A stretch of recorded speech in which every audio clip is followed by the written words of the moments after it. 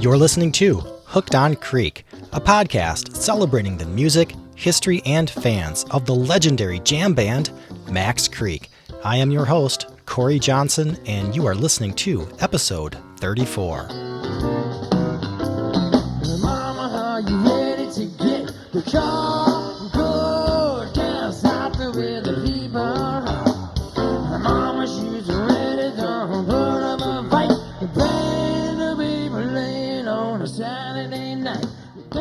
Thank you for joining me on episode 34 of Hooked on Creek. This is another special episode because it features my interview with Greg Vasso. Greg played drums in Max Creek from 1991 to 1996, and again from 2004 to 2011. In this episode, you'll hear Greg talk about his introduction to Max Creek, his memories of playing and touring with the band, his favorite songs to perform, and how he grew as a musician through all his years in Max Creek. Greg and I cover a lot in our conversation, so I really think you're going to enjoy listening to it. But then I conclude this episode with a couple tasty Creek tunes featuring Vasso on drums, so be sure to stick around for that too.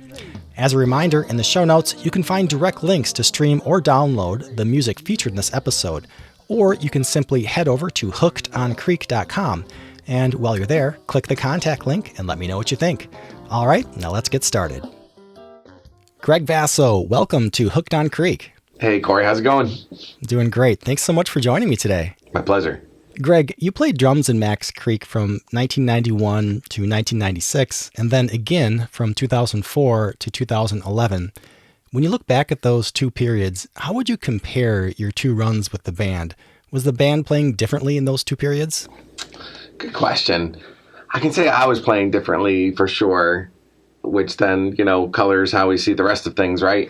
The medium version of the story is I never intended on being a musician, so the Max Creek gig kind of fell in my lap, and I was as green as you could be really as a musician for that level, for the level that these guys were playing at, and me just showing up at clubs and having someone set up my drum kit, and spin my monitor at age 20 was just all new to me. So point being that those first 5 years in the band, I was really just kind of getting my bearings as a musician overall, and especially live playing, right? Because that's what the band is based on, as opposed to more studio stuff. I left Creek to come to Boston and study a ton, which I did. So when I came back to the band, I felt I was in a whole new spot of, at least in my mind, being a more accomplished musician or more understanding musician. I could hear the music at deeper levels. I could understand the rhythm section stuff a lot more. So in short, when my early days with Creek, I felt it was kind of the Greg and Scott show. I was listening to the guitar a bunch and, how can you not love Scott? But I definitely felt when I came back, it was more like, what are the drums supposed to do overall? Oh, sync up with the bass and the percussion and, get people dancing and, okay, we'll get behind the guitar solo too. So my head was definitely in a very different spot with those two stints. Mm-hmm. Well, take me back to those years or that time period leading up to before you joined the band. How did you first get introduced to Max Creek? What was the invitation like for you to even start playing with the band? So just ramping up to the whole jam band thing, I wasn't a jam band fan really at all. A friend of mine was relentless and made me go to a Dead show in 87, and I liked it. I didn't necessarily love the music, and so part of what brought Creek around, I was like, for where I was at the time, 16-year-old, the wisdom of a 16-year-old, having grown up on prog rock, I was just sort of like the Dead are a little light and loafers for me. Like I need some more fireworks, and a buddy of mine from Branford, Connecticut, so that's where I grew up, was going to see Creek. I was like, dude, you gotta go see Creek, they got a little more rock and roll, you'll dig it. And I was like, great, where are we going? He's like, we're going up to Providence, Rhode Island on a Wednesday night. I was just like, what? Like, it's a school night, man. Providence, like a good 2 hours away from where we were. Nonetheless, we went and quickly came to love the band for the fireworks and otherwise. It was just a little more up my alley, a little more rootsy. Loved, the level of talent that I was seeing in a club. And over the years, got to know DeGoog. And the short version of the story is this show that I was like really on the fence about going out to. I was supposed to go with a bunch of friends. All my friends backed out. So it was like the Saturday night and I'm sitting there and I'm like, I was going to Yukon at the time. And I was like, I'm driving out. I'm driving out to Simsbury to, what was that? Gemini's, I think. Decided to go see the band. No one was with me. I'm like, I'm going to go see Creek. I want to see Creek. And Dagu came off the stage after the first set, and he's like, dude, I'm so glad you're here. He's like, I didn't have your number. He's like, I'm leaving the band. He's like, they're down to final auditions, but I'll see if I can get you in. It's just like, what? You know, like what just happened? He got me the audition, and kind of the rest is history.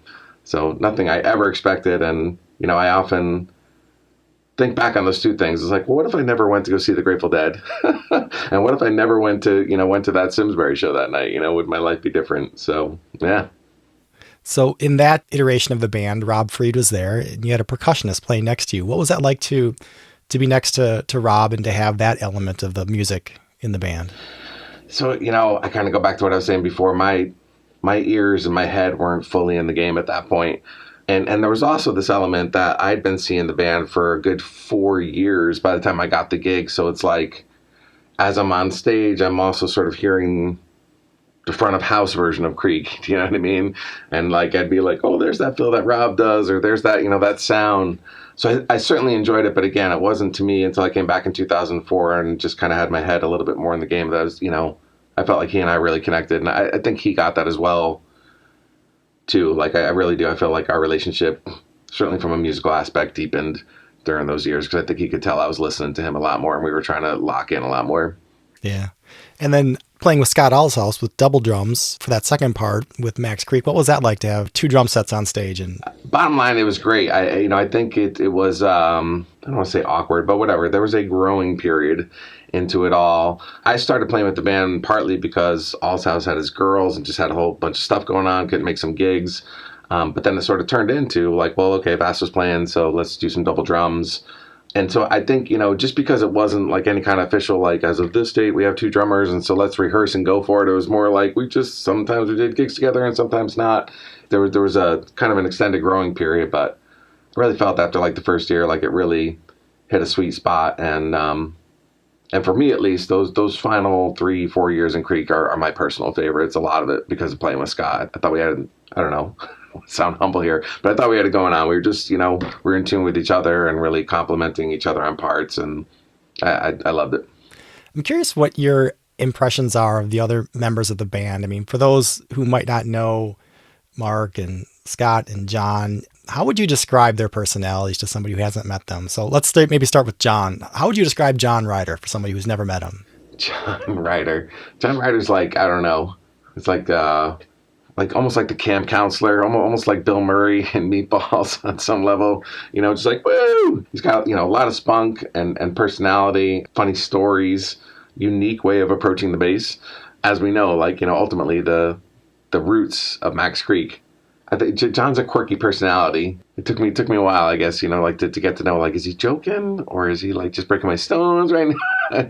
You know, but we have a great relationship. You know, John's a great guy, big heart. What about Mark Mercier?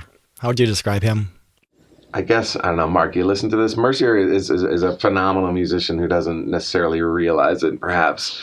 I don't know. I love him to death. He's always like, oh, I stink, man. And I'm just like, dude, he's got that perhaps more old schoolness about him. Definitely tell he spent time in a church and the gospel background. And, you know, and as a person, he's just, I mean, all the guys are funny. Yeah, but Mark is, I don't know, his own personality. So I know that's not describing him, you know, necessarily perfectly. But yeah, I love Mark as well. How would you describe Scott to those who've never met him? So I don't know. It's, you know, it's right, because I know these guys on a personal level as opposed to, but right, I know the, like, having the scene, the band thing, and certainly Scott roped me in a lot as well. Again, I was looking for more fireworks, and I'm like, this is like Eddie Van Halen meets Garcia, you know, like, you know, like he rips, you know, but he's got a lot of the feel too. You know, just for the time that we spent together, you know, I'm perhaps closest with Morawski out of everybody in the band. When I first joined, barely at the age of 21, I just went to all the gigs with him, and he really just sort of like took me under his wing as the mentee, and yeah, just proceeded to teach me a lot certainly about music. You know, his joking thing was, you know, pull the Neil Peart broomstick out of your ass, because I was a big prog rock guy, you know, so I was like used to precise things, and we execute here, and he was just like, lose the one, and I'd be like, what do you mean lose the one? Like, it's the last thing that you do as a drummer. He was just a big influence on me, you know, funny dude. We laugh, you know, a ton, and probably most listening to this will know, you know, we still play together in Depth Quartet when we can and everything. So yeah, Morosky's just an all around dude. Like even outside of music, we spent a lot of time together playing basketball and otherwise, and good stuff. So when you think back to your time in Max Creek, what are some of your favorite songs to play that you really enjoyed when they pull out? Certainly, like If You Ask Me was always up there. And it's funny, like some of these weren't necessarily, I don't know, Creek tunes that I personally loved and whatever, not to go off on a rabbit trail, but I think that's part of the band. Like there's these different eras and everything. And I personally think there's tunes that DeGoog plays the way it's supposed to be played. And I think there's certain tunes that Allshouse plays the way it's supposed to, that's the best drummer for that tune.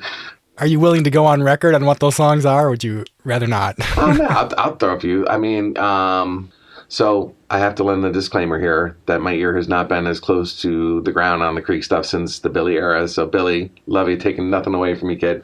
But just from 80s, 90s Creek that I saw, like Heartbeat, is like a DeGoog special, I think. Just those slower tempos and like the emotion of them.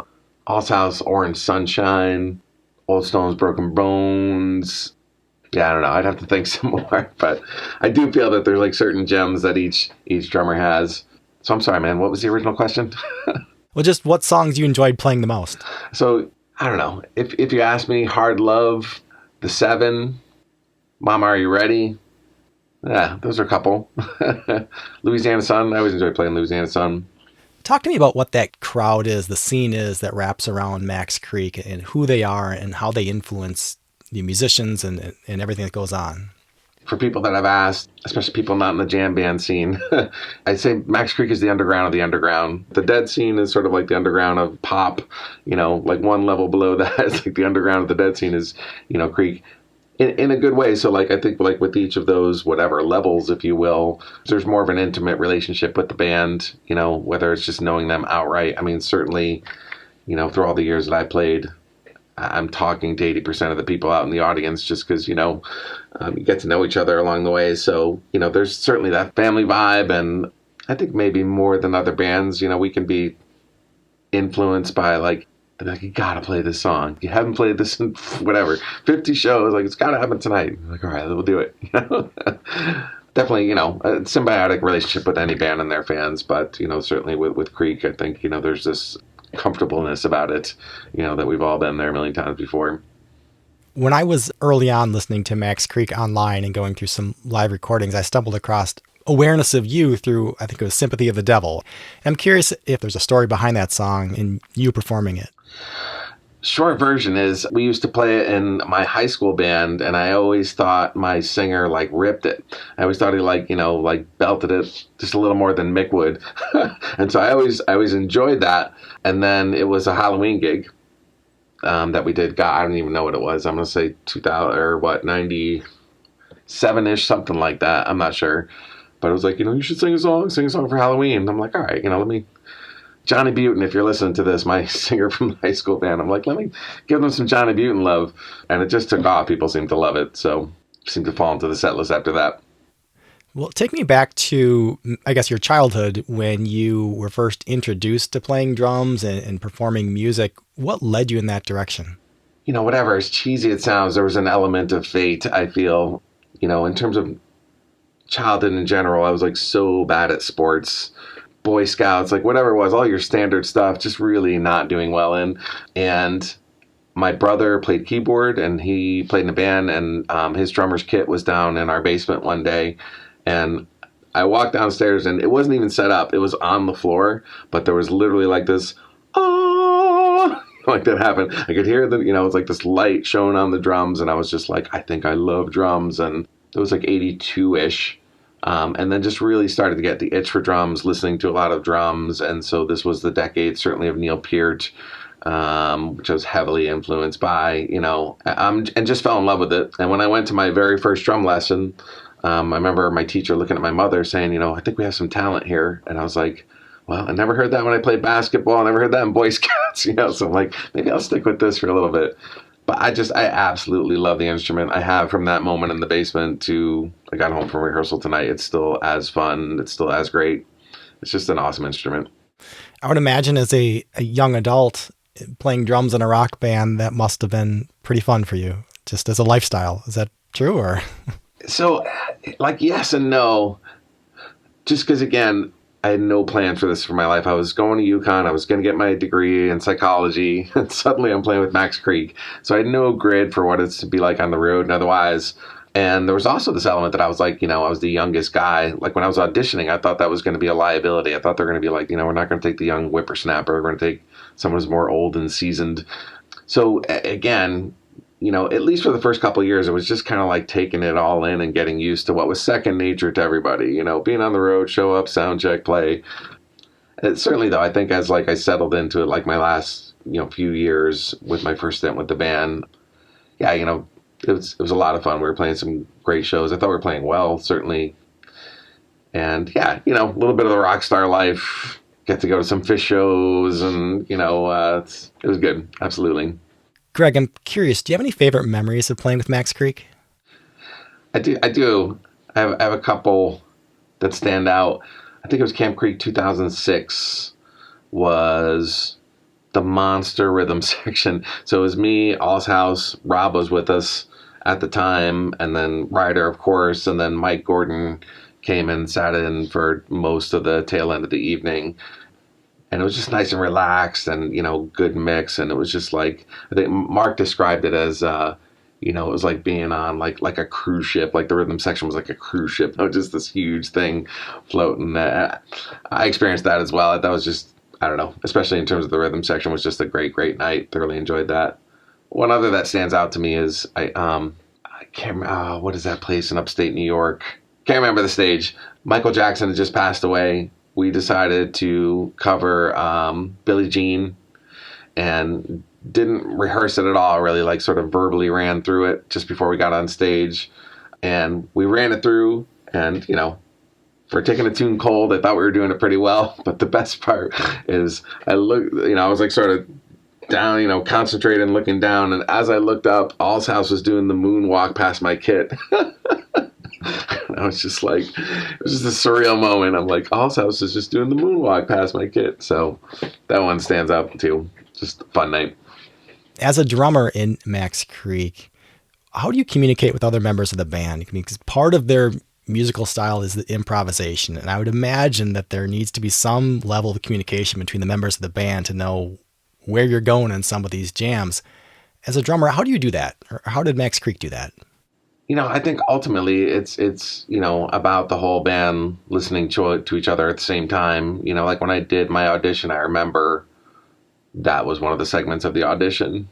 Like, we're just going to stretch, and we just want to, listen to each other. So the communication, I think, ultimately comes in the listening, and you're looking to, create a conversation. And I think, that notwithstanding, John, Scott, Mark may all have, at any given point, will have sort of a definitive idea that they're shooting for. And they'll, Scott more than often than not would just lean over my kit and be like, blah, blah, blah, do this, but Mark or Ryder, like they, would start into some sort of mantra of hitting some, whatever it may be, riff just to set a tone.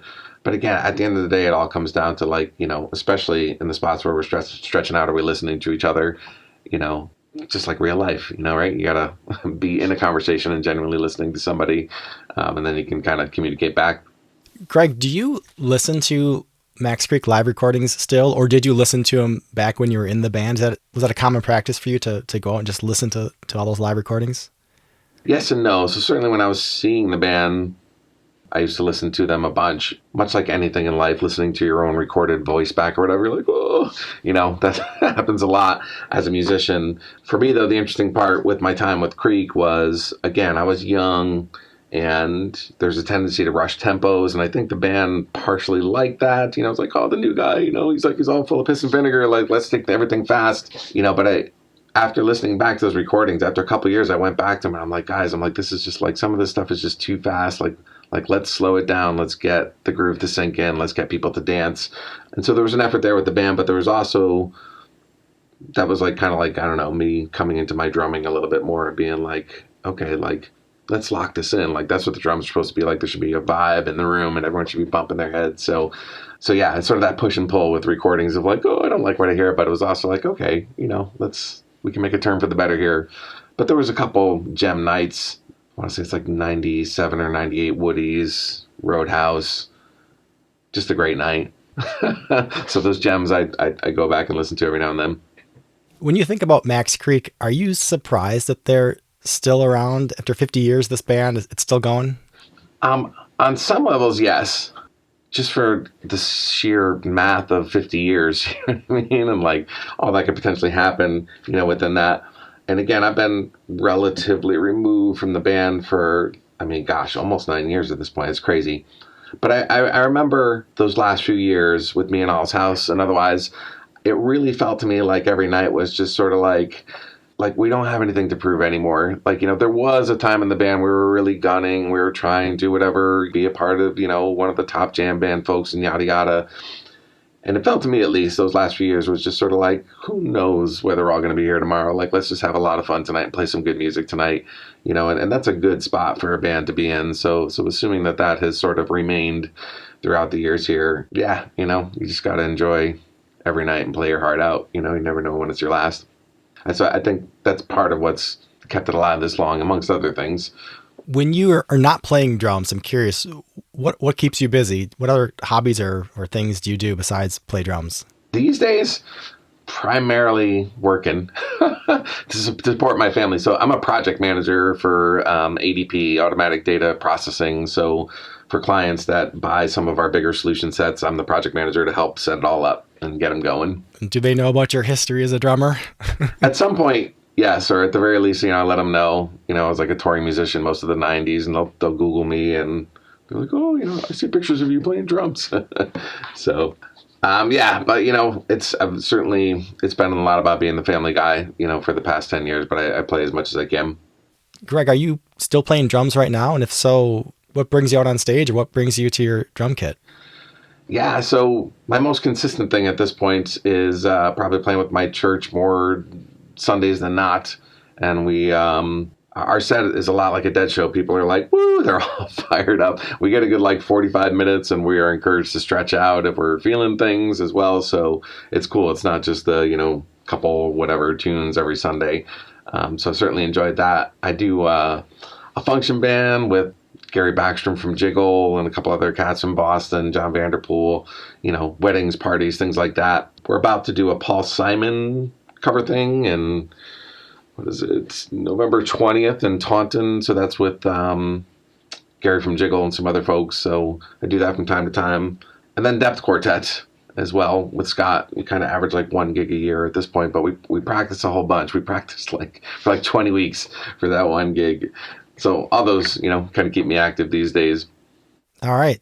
Greg Vasso, thank you so much for joining me on Hooked on Creek. My pleasure.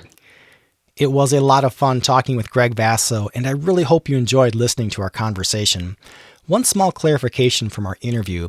I think the story Greg told about the Monster Rhythm section with Mike Gordon was from Camp Creek 2004, not 2006. Well, that's what I found when I went searching for it online. I guess it's true what they say. After a while, all the years combine. Every time I get the opportunity to talk with somebody in the band or connected to the band, I learn something new, and I gain a deeper appreciation for everything Max Creek has accomplished over the years. And that's really what this podcast is all about. So thank you so much for listening. All right, now I'm going to play a couple tunes featuring Vasso on drums. This is Max Creek performing Louisiana Sun Into The Seven live on December 31st, 2009 at the Warehouse in Hartford, Connecticut.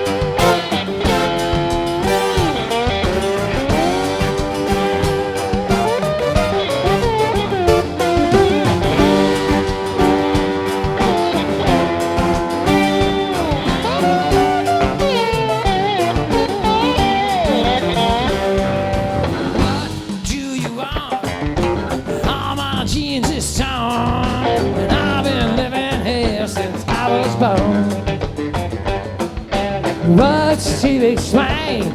Cause I'm sweating on my vein. The hell's eating up every day the same. And I Louisiana sun.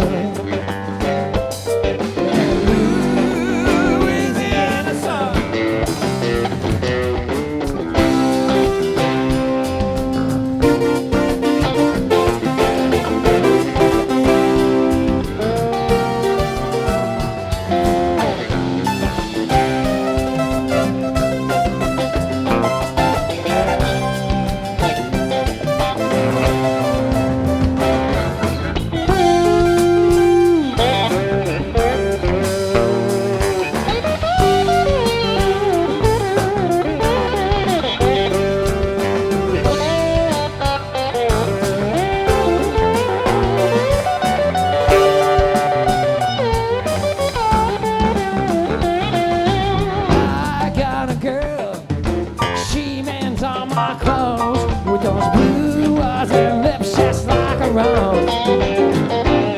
When I come in the door, she says, baby, rest your poop on. She's the only one that I adore. And I Louisiana sun. And I Louisiana sun.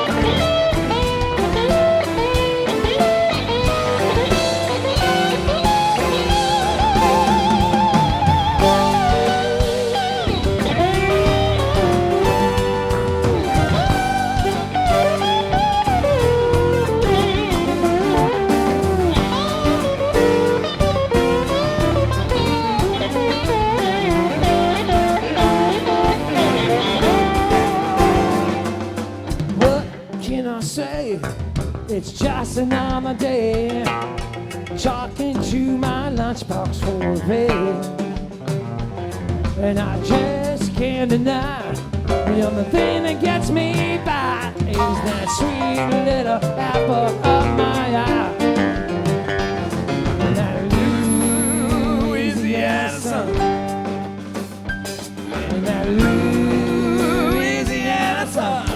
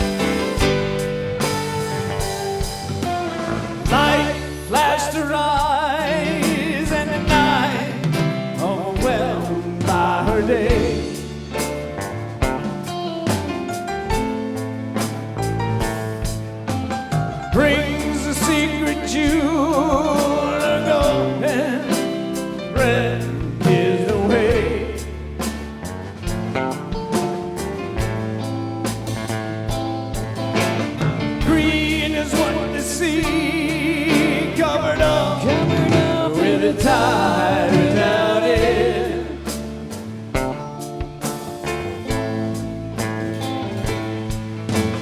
Mercy sing for me, silver strings in the wind.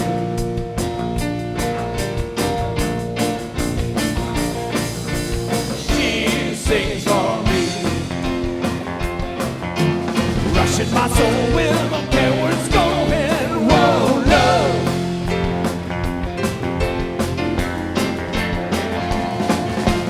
Love is what you see.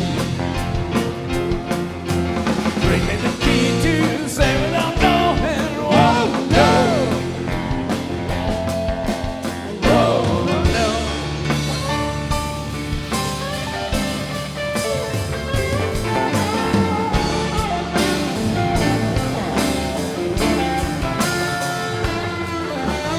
Through the silent air, the raven slipped as she flew.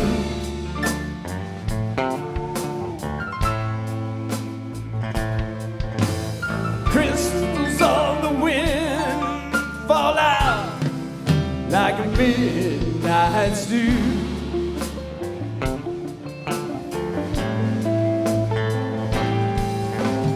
Release the tear from a still full blue eye.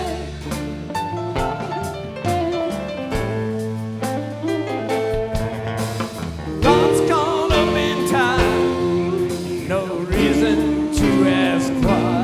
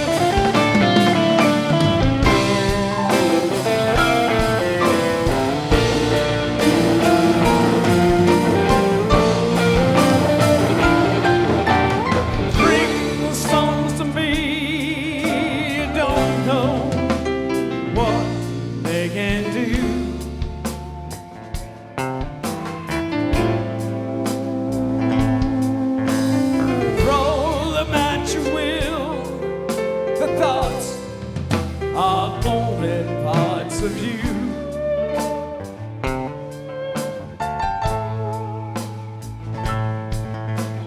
She is what you see, and love can be my holy.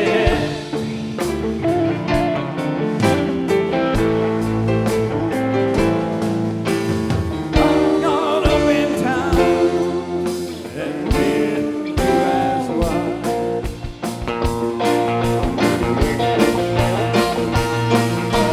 She is touching my soul with a care where it's going. Whoa, no.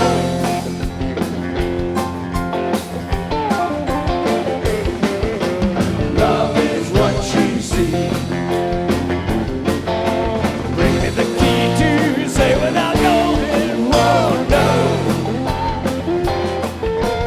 Whoa, no.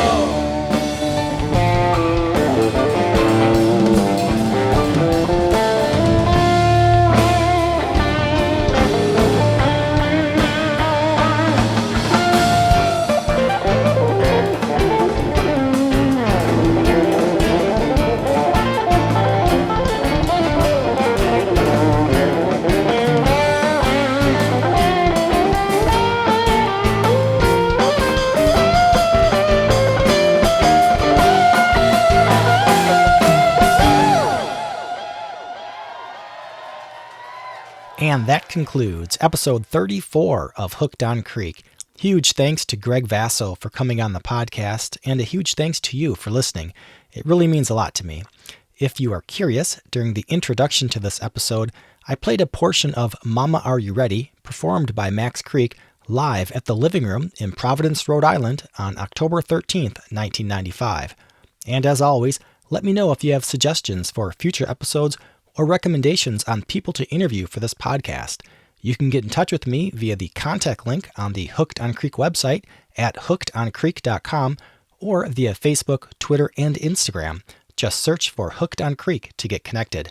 I look forward to hearing from you. Thanks for tuning in.